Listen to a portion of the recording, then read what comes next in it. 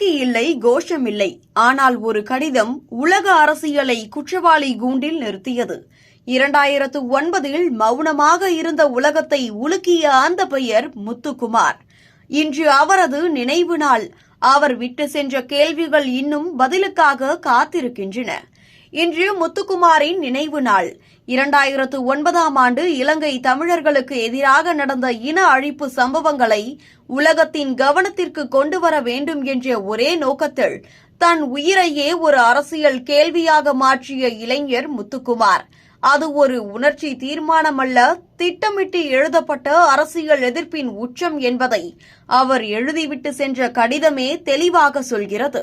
அந்த கடிதத்தில் இலங்கை தமிழர்கள் கொல்லப்பட்ட போது மௌனம் காத்த இந்திய அரசு, மனித உரிமைகள் குறித்து பேசும் சர்வதேச சமூகம், தேர்தல் கணக்குகளுக்குள் தமிழர் இன பிரச்சினைகளை சுருக்கிய அரசியல் தலைமைகள், யாரையும் அவர் விட்டு வைக்கவில்லை.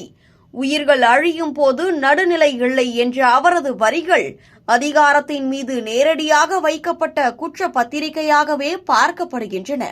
மனித உரிமை என்பது மாநாட்டு மேடைகளில் பேசப்படும் வார்த்தை அல்ல, உயிர் காக்கப்படும் போதுதான் அது அர்த்தம் பெறும் என்ற அரசியல் உண்மையை அவர் அந்த கடிதத்தின் மூலம் பதிவு செய்கிறார்.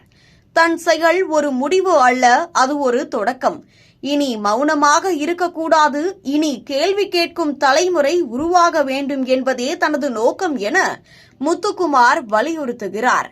அதனால்தான் ஆண்டுகள் கடந்தும் அந்த கடிதம் சமூக வலைதளங்களில் பகிரப்படுகிறது, அரசியல் விவாதங்களில் மேற்கோள் காட்டப்படுகிறது, பல இளைஞர்களை சிந்திக்கவும் கலங்கவும் செய்கிறது.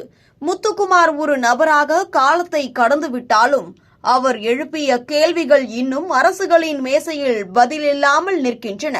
நினைவு நாளான இன்று அவரது செயலை சென்சேஷனலாக மாற்றுவதற்கல்ல, அவர் முன்வைத்த மனித உரிமை, இன நீதிக்கான அரசியல் கேள்விகளை நினைவு கூறவும் அவற்றிற்கு பதில் தேடவும் வேண்டிய நாளாகவே இந்த நாள் பார்க்கப்படுகிறது.